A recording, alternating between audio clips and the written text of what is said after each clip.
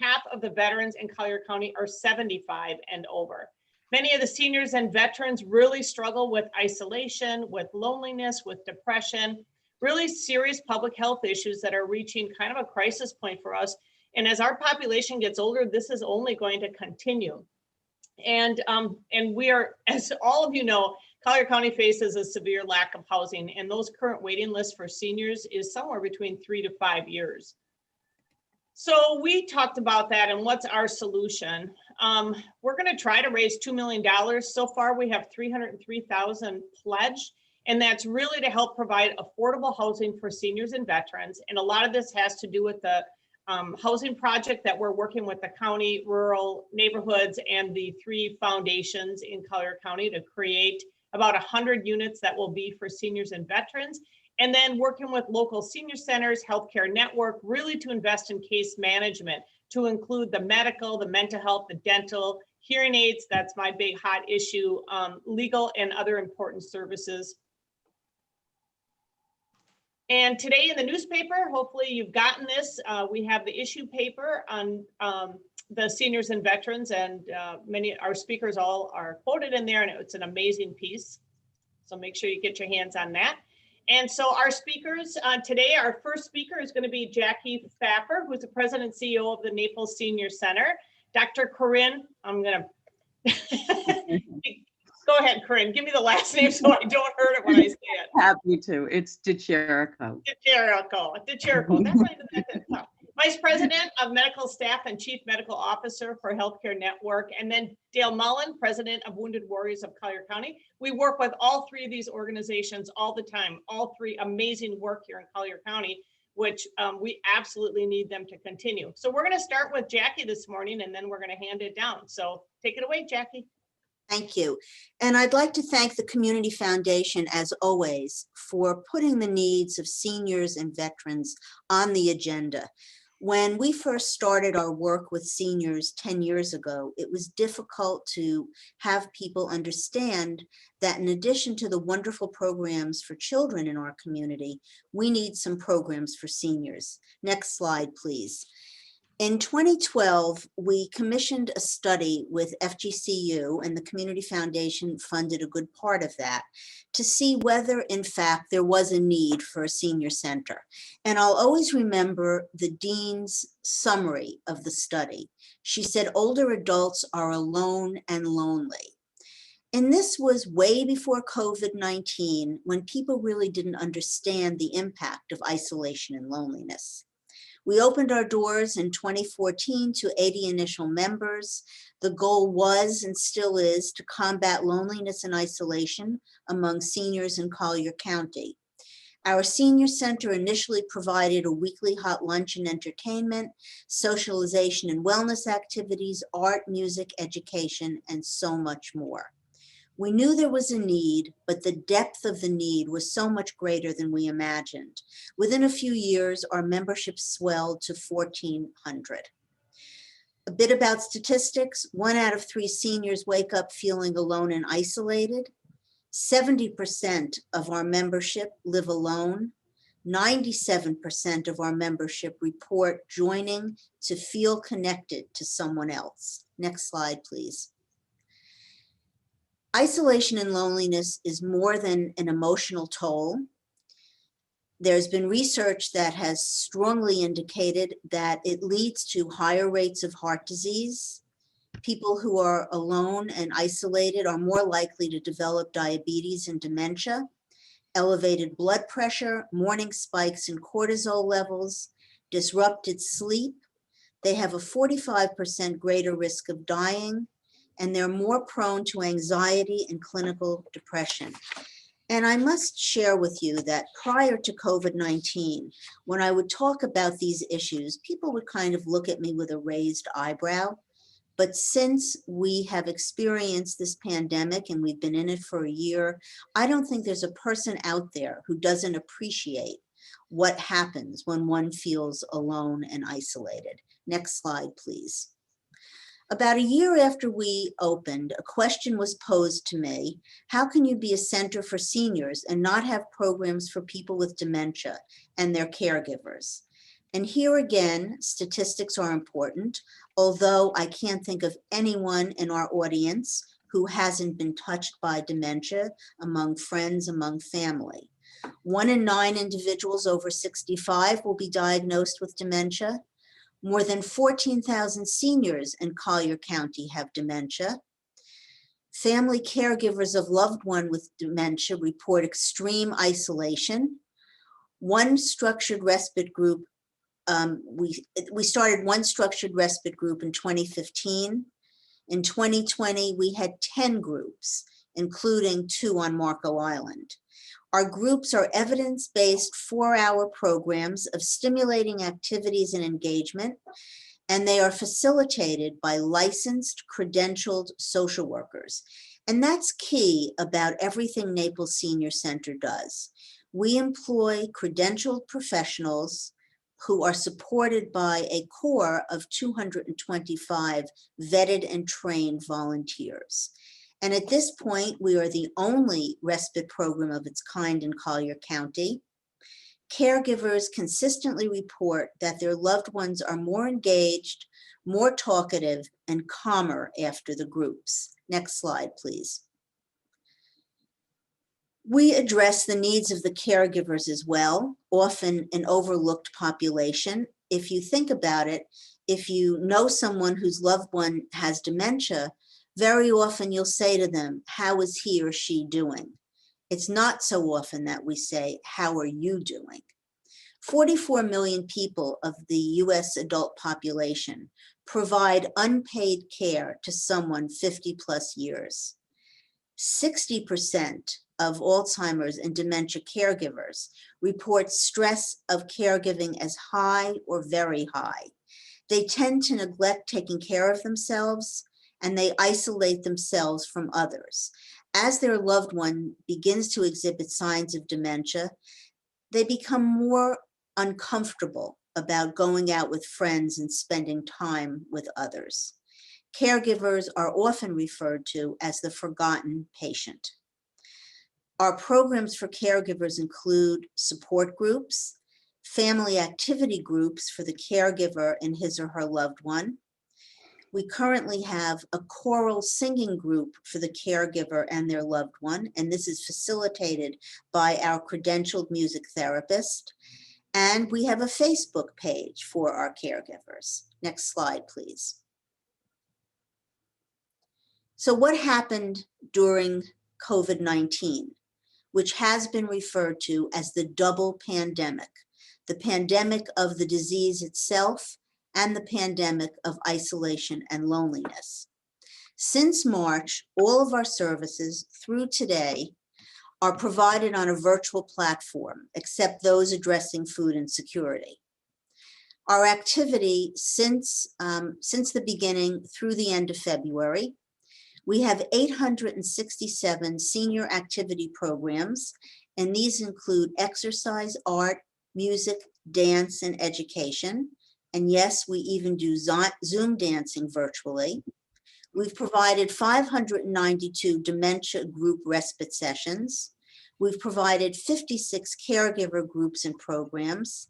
55 seniors receive food pantry supplies and a hot lunch delivered each week, and the Community Foundation has been extremely helpful here, for a total of 4,688 meals delivered since early March. And as most of you know, we have become vaccine central, and that's noted in the paper today. We've given out 3,650 shots. By given out, I mean we've arranged for appointments. We've given out 650 second shots, and in those numbers, 350 of the recipients are veterans. We're averaging 1,000 new appointments a week, so by the end of next week, this number will jump by 1,000. Next slide, please. I always like to have our clients and our members tell the story themselves, and if we can get the video going, you will hear from them, and that will conclude my presentation. Bear with me just one second.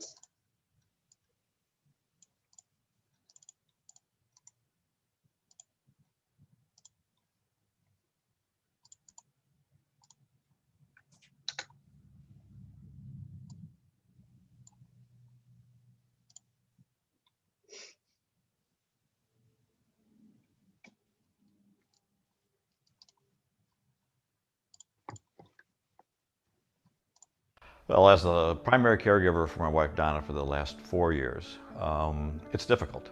I think probably the biggest issue is that she doesn't really recognize that she's got Alzheimer's and that she has this memory issue and is continuing to decline.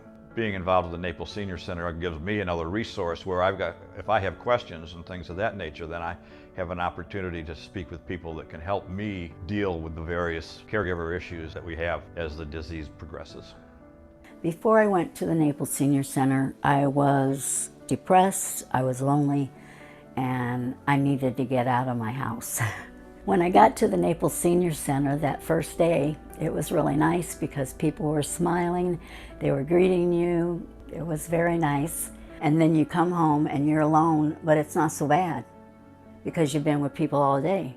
So that was good. And then all of a sudden it stopped, and then I just reverted right back to, the way I felt before. And they would call me from the senior center to check on me. And I was so surprised. But every week they called me to make sure I was doing okay. They made me feel like I was worth them calling me. It's very good for your morale.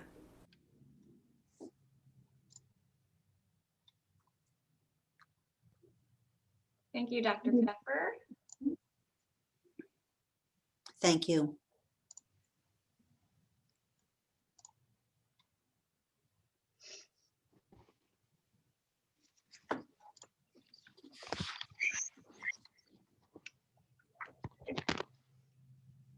And next we have the Healthcare Network, Dr. DeCherico.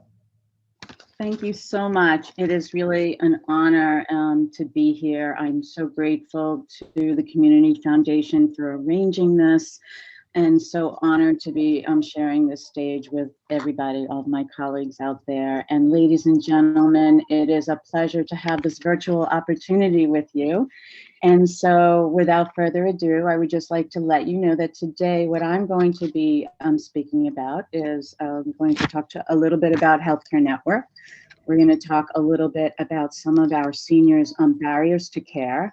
And then we're going to talk about auditory health and on a call to action opportunity that we have. Next slide, please. So just a little bit about Healthcare Network. So Healthcare Network started out of 2 trailers in Immokalee, where a group of very concerned community members got together and they felt we need to do better to improve the health and well-being of the community members that we serve. At that time, and up until I think the early 90s, Healthcare Network was referred to as Collier Health Services. So right now, today, we offer medical, pharmacy, dental, behavioral health services to assure that we support the overall healthcare and wellness needs and social determinants of health that we address of our community members that we serve. Next slide, please. So how do we do this? Well, today I'm happy to say 44 years later, we've gone from 2 trailers to 19 practices throughout Collier County, including 2 mobile units, our Ronald McDonald Care Mobile and our Health and Smiles Mobile. We have services of providing primary care, patient-centered services in family medicine, women's health, senior care. We have an integrated pharmacy that works with our providers to assure that our patients' medications are appropriate and to avoid any kind of side effects that we see currently and always in our elderly population due to polypharmacy. And we have an integrated behavioral health service, which is of critical importance because it's not just that we refer people to a practice, we actually have integrated our behavioral health service within our practices to assure that our patients get the timely behavioral health needs that they have at the time that they're being seen. We have children's care and patient-centered dental home, all within our organization to assure that we have timely, preventive, and acute care for our community members. Whoops. Next slide, please. So a little bit about our impact, and this is really critical. So if we just look at, 1 year, so 2019, Healthcare Network provided over 202 patient visits and cared for approximately 50,000 individuals in Collier County. We provided over almost $14 million of uncompensated care to our community members, and more than 70% of our patients at Healthcare Network were at 200% or below the national poverty level. Next slide, please. So right now, when we look at Collier County, we know that our seniors ages 65 and up are the largest portion of our population. We are at almost 33% of our residents in Collier County are 65 or above. So we also know that through census studies that the growth in the 65 plus demographic will be almost 44% by 2040. And this is critical. Next slide, please. So how do we address our senior patients' unique needs?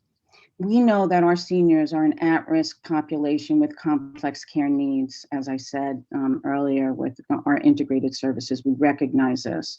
And to offer individualized care, we really want to focus on each individual, recognizing their social challenges to assure that we could keep our seniors healthy, high functioning, and independent as long as possible. Our patient-centered collaborative care, as I mentioned, is individualized and addresses all of the physical, cognitive, and psychological and social needs of our patients so that we can ensure the best outcome, health outcomes, and functional outcomes for our patients every day. Next slide, please. So what are some of the barriers of care that we have identified in our patients of 65 plus?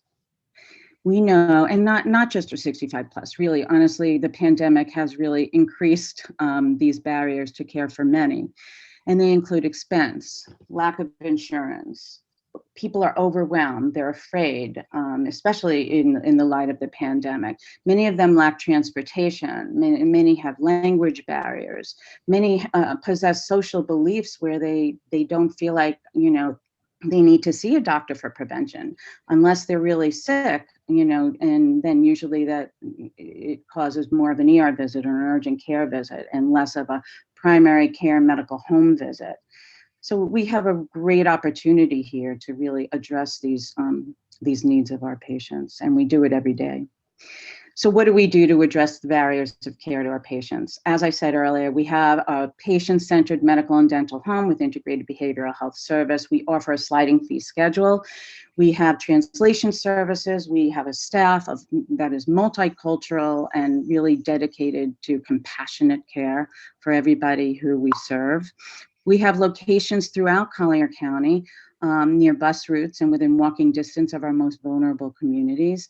We also offer our mobile units, and really, especially during this pandemic, we've really been able to extend our reach into areas where we have not been able to in the past, using our mobile units to bring care to our patients. Our community collaborations are honestly critical to us. We know that collaboration will set us free and bring us together for the good of our community. So we really value our community collaborations with FSU and CIW and the Community Foundation and many more.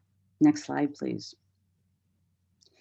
So now what I'd like to skip to is knowing what we know about the complex care of our 65 and up population.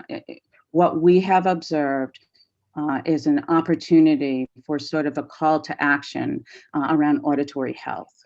The National Health and Nutritional Examination Surveys have found that in our age population of 60 to 69, we have a 27% of those individuals have experienced hearing loss.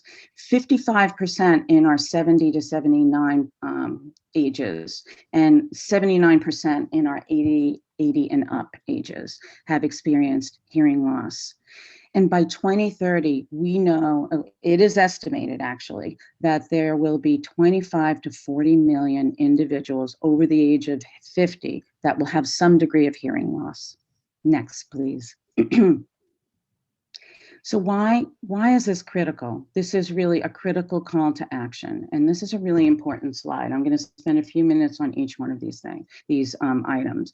Chronic conditions. These chronic conditions that are associated with hearing loss are, as we heard earlier, the isolation and frustration that hearing impairment can cause and decreased functioning can lead to profound clinical depression, decreased functioning, can cause cognitive decline, dementia, and Alzheimer's disease, which is also multifactorial. Balance problems and falls because of the disruption of the vestibular sensory for balance and orientation in space.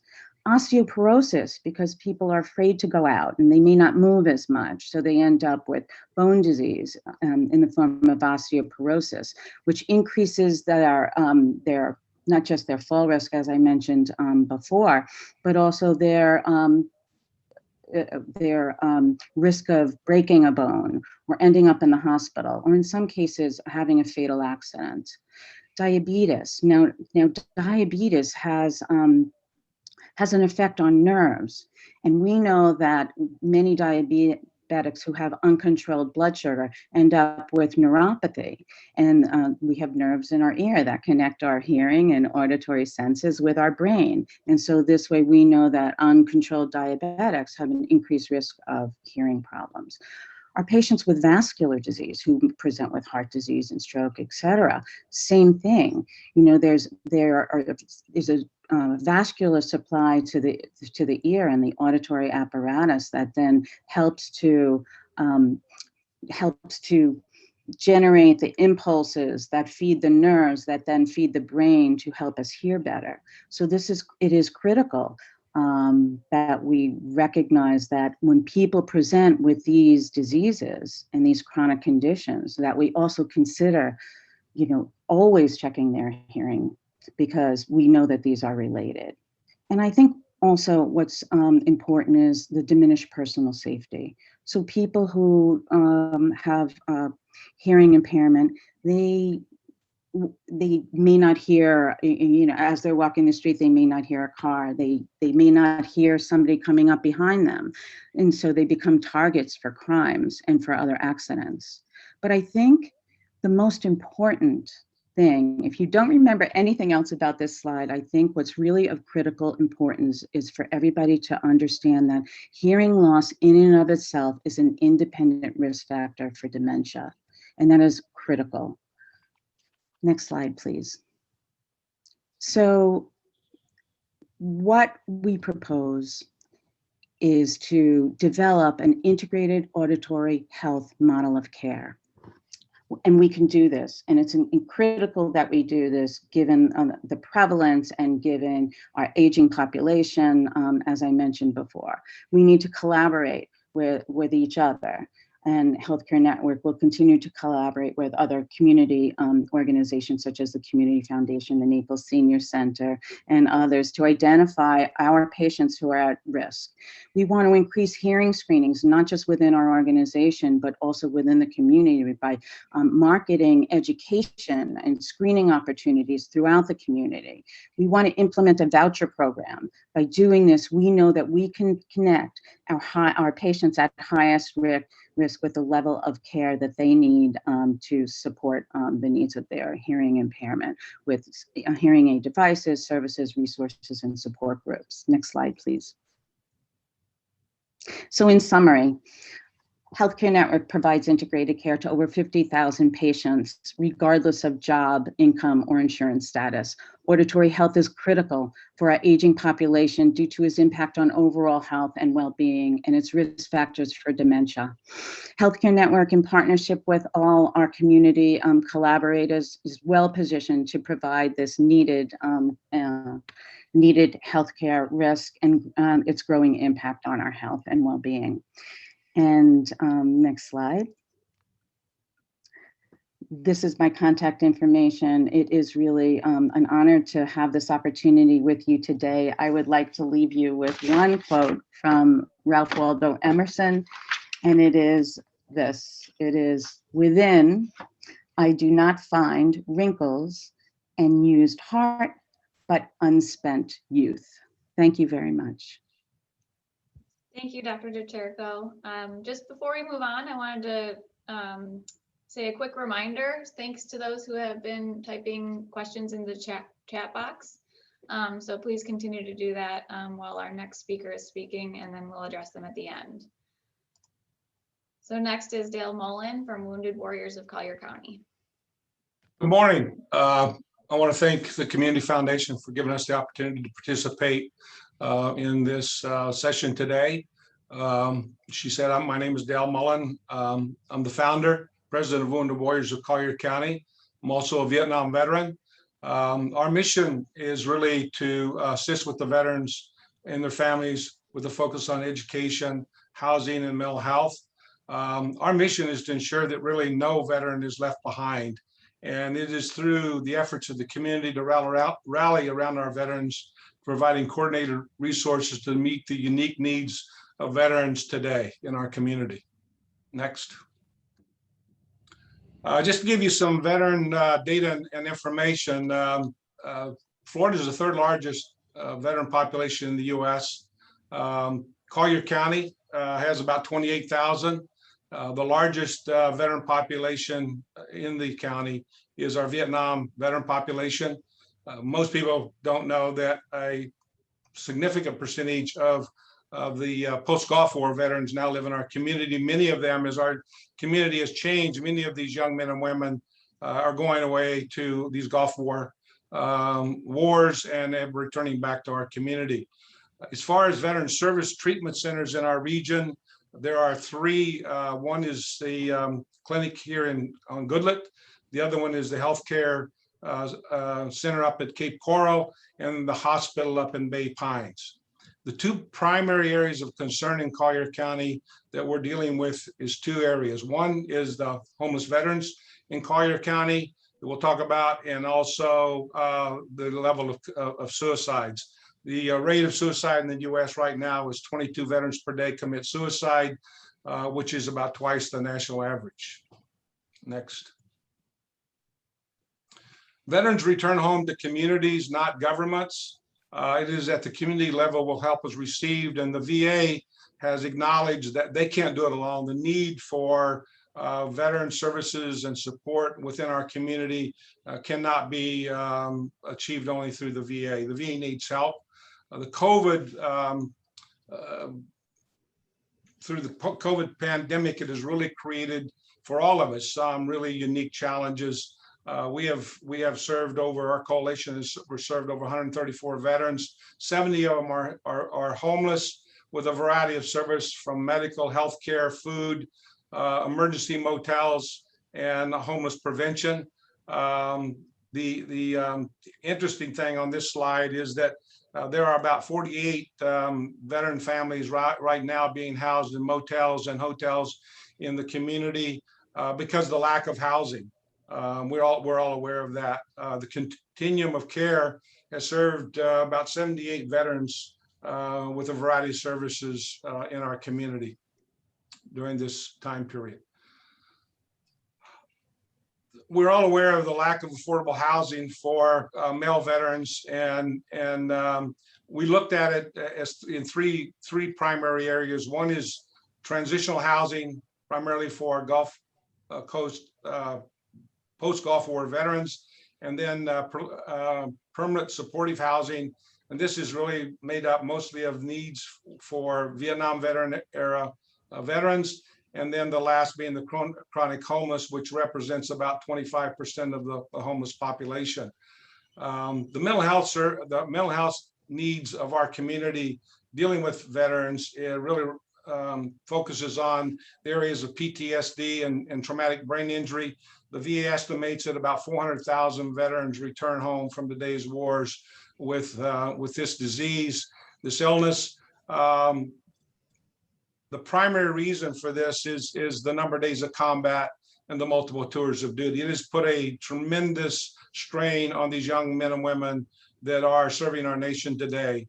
And the VA just lacks sufficient resources to really handle these needs. We believe that the housing first model, housing is health and health is housing, is really the first step of helping these veterans get back on their feet, restoring their lives. And most veterans are looking for a hand up, not a handout. Next.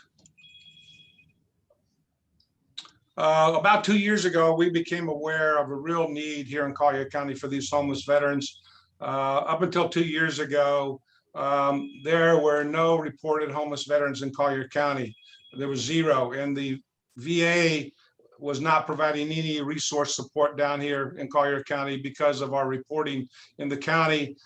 We got to work in our organization, and we counted our first year almost 45 homeless veterans that lived in this county, and recognized that there was a real need. And the Veterans Treatment Court also came to us. We met with them, and they acknowledged that there was no beds in Collier County for homeless veterans, and the Veterans Treatment Court could not release them from jail and get into their diversionary program because there was a lack of housing. So what we did was we opened up a house in January of last year on 5th Avenue North for transitional housing. It has 4 bedrooms. We've had 7 residents to date, and 3 have successfully transitioned back into society. We're excited about the next effort, and that's the Bravo House, which we just leased starting March the 1st. And by mid-April, we will open it, and it will have 3 bedrooms. And this house will house primarily Vietnam veterans, and it will be supportive housing. Next.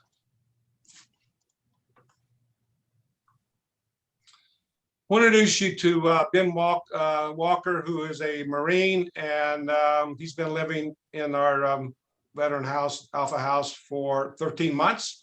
And you can hear his story, and we'll share with you.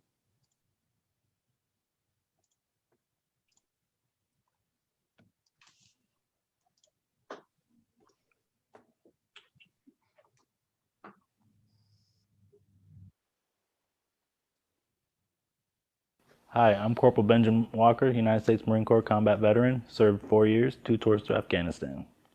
After 2012, I got out of the Marine Corps, suffered PTSD and severe depression. I turned to alcohol. Alcohol was my self-medication. Long road, everyone told me I had a problem, I didn't want to listen to them. I was living out of cars, living in the streets. I lost jobs because of my alcoholism. I ended up being in jail. And after I got out of jail, I had nowhere to go. Found out about this place, Wounded Warriors Collier County, the Alpha House. I was interested in, this was my only option. And I got to meet the veterans that were here, and they made me feel at home.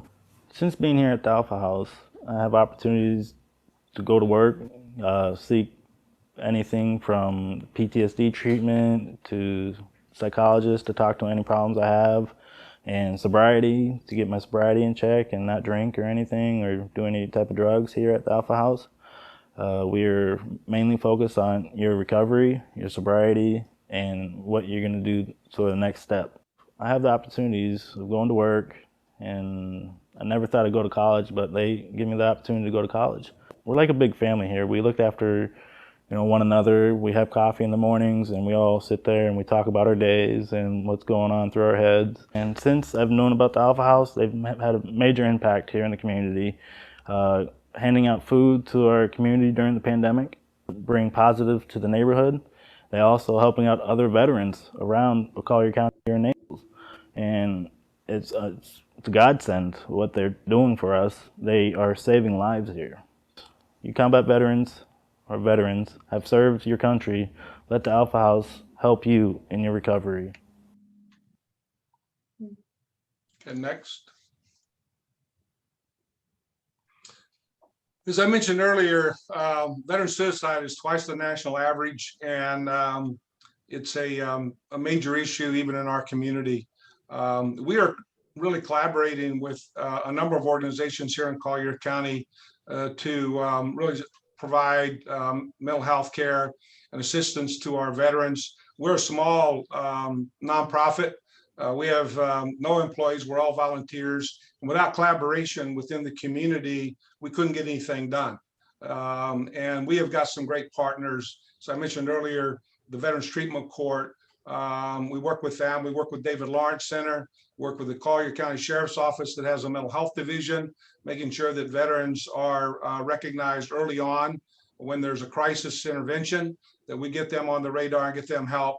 Also the Hunger and Homeless Coalition, the St. Matthew's House, and Home Base. And without all of these organizations working together and collaborating together, we couldn't begin to serve this veteran population that really exists in our community, and also with the help of the Community Foundation and the Schultz Foundation, and then other donors, we couldn't begin to make a difference in this community. One of the exciting things that we're working on right now is with a case manager position that it's going to be staffed here about the 1st of April. And when we conducted some focus groups with veterans and their families, one of the major issues that they encounter, not only the veteran, but also the family members, is case management help. Helping them to network through not only through the VA, but local resources. And the Community Foundation stepped up and found a donor to fund this position right at $100,000. And that position will be staffed April the 1st. And the beauty of all this is it's collaboration. And only through that can we really make a difference in this community. The little slide on the left here where it says, well, what ward did they die in? And he said, the mother says the one at home. And there's a lot of truth to that. We thank the Community Foundation. We thank you all for the opportunity to speak today. And we'll be able to answer any questions. We're here. Thank you very much. Thank you, Dale. And thank you to all of our speakers for your service and care of our community. And now we will dig into the questions. The first one is from Pat Aiken O'Neill. This is specifically for the Naples Senior Center and for Jackie. She's wondering what percentage of members are women, what percentage are men, and then an additional question focusing on the plight of older, lonely, and isolated women who do not have enough support to live comfortably or independently. Could you discuss your specific programs, approaches targeted for this population? Sure. 60 to 65% of our membership are women. And we actually developed about a year and a half ago a program specifically for men, Guy Time, so that they can feel more engaged and, you know, have time with other guys. And that program has been operating at full tilt virtually, to the point where the guys who would have to leave because they went north for the summer have been participating because it's all on Zoom. I need a little clarification on the question about women who are isolated and alone, not having enough support. I'm not sure if you mean emotional support or financial support. So if I could get some clarification. Pat, are you with us? Feel free to unmute and. Well, I'll address both. Okay. Okay. As you know, we have a very active food pantry where people choose what they want. They come in by appointment to protect their integrity and not, you know, have them wait on a food line. And the majority of the people, the seniors who use our food pantry, are women. We also have some financial assistance programs where we help. Of course, we struggle with the same housing issues as everyone else does. But in the past, when we had a wonderful grant from the Community Foundation, we were able to help about, I'd say, 15 women find appropriate housing.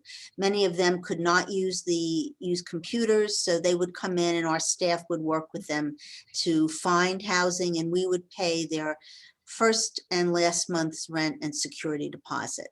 Now, when it comes to emotional needs, that's really what we're all about. So we have a geriatric case management program where the most vulnerable women, seniors, and we include men in the program as well, who need help just surviving in terms of making connections to needed services, they become part of our geriatric case management program. And currently we have 60 to 70 people in our case management program. And the program is facilitated by credentialed geriatric case managers. We also have support programs within the senior center itself. The woman, Pam, that you saw on our video is probably the perfect example of someone who went into a deep depression because of isolation and loneliness. She receives individual support, but she's also part of a program we call Connect. It's facilitated by a volunteer family court judge from New Jersey. And Connect is for those seniors who have no one. No spouse, no partner, no children, no one locally or even afar who can help them when they need assistance. So this program teaches them skills, connects them with each other, and they form a support network. I hope I answered the question. You did. Thank you. Okay. Great. And the next question is for Dr. DeCherco. Can you give us a thought on the cost of hearing aids? Certainly, as we all heard earlier, Eileen mentioned that we'd like to raise 1 million in this area for our campaign. And we have a sense that hearing aids are extremely expensive, and that amount of money would just be a drop in the bucket compared to the need in the community. Can you just address that a bit? Yes, I'd be happy to. Thank you. So the cost ranges somewhere, falls in the ballpark of about $3,000 for a set of hearing aids, but it's really not the cost. The upfront cost is that it's the repairs and it's the chronic adjustments. So it's not just a financial investment, it's education, it's support, it's identifying that there's a problem. Many of our seniors will receive hearing aids because they're lucky enough to be able to get them in one way or another, but they don't understand how to use them, and they don't understand when they need to be adjusted in any way, and they're not sure how to care for them. So there's a lot more of an investment that has to be made into providing hearing aids. And some people just aren't, they just don't enjoy wearing hearing aids. So we want to be able to connect people with other opportunities to enhance their hearing. There are other things out there besides hearing aids that we could connect people with. And I think what's really important is just, it's not just about the hearing aids, because that's really important. It's really expensive. It's the cost also lies in identifying the other risks that hearing impairment causes that also drives up the healthcare costs. So early identification and prevention is critical, because that amount of $3,000 is $3,000, but it could also be so much more with all the other chronic conditions that are associated with hearing loss. Thanks. Hopefully that answered the question. Yes, yes. And an additional question actually for you, Eileen. You mentioned the affordable housing project that we're working on collaboratively with other funders and the county.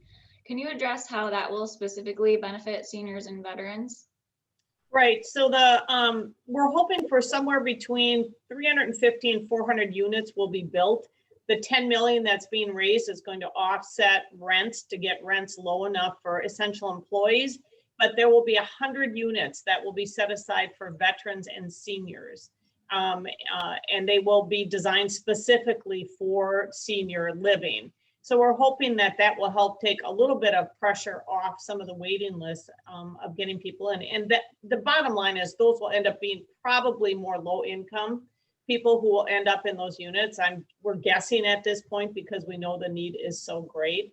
So, but once we have those 100 units in place and filled, then we have to worry about the wraparound services. Because I'm sure Dale will tell you, you can't just take somebody out of a camp and put them into an apartment and go, we're good to go. And the same thing with seniors. You can't just move them in there. Right now we have about 70 senior women, or actually 61 senior women living in cars.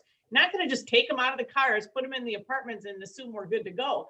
We have to be able to create a system where we have, where Jackie can come out to the units where we have a community center, that she can have a program if need be, or healthcare network, or Dale, or whoever. So that community center we think is going to be extremely important, and that we have dollars to help pay for those staff to come, at least for a couple of years. We can't just put that burden on the existing programs and say, well, now we need you to come and we have no money. So, we're trying to raise, definitely some significant dollars to help offset those wraparound services. So, people are placed and they stay. And that's the key, that they can stay in those apartments. Mm-hmm. And one final question for Dale. Can you talk a little bit about the importance of that new case management role, particularly in light of what Eileen just mentioned in terms of, we can't just take veterans and place them into housing and pray that they're going to be successful. So is that case manager role, how important is that in that transition piece? It's very important part of it. That's why the position was created. And as I said earlier, that was one of the major issues that veterans and families requested, was the lack of that in our community.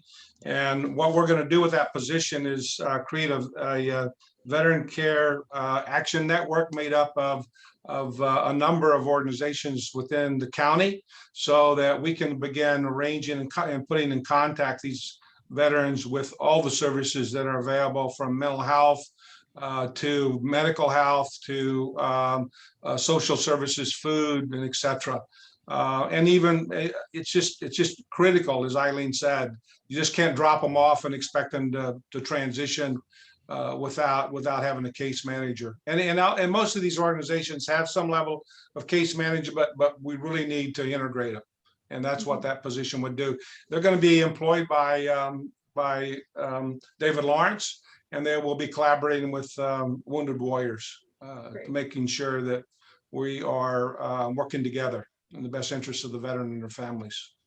And I think in the case of Wounded Warriors, the ideal is that when people are ready to leave the homes that they're in, Alpha Home and the other house, that then they feed into apartments, after they've had a chance to kind of get through some treatment and understand what's going on with them. I mean, that would be the ideal.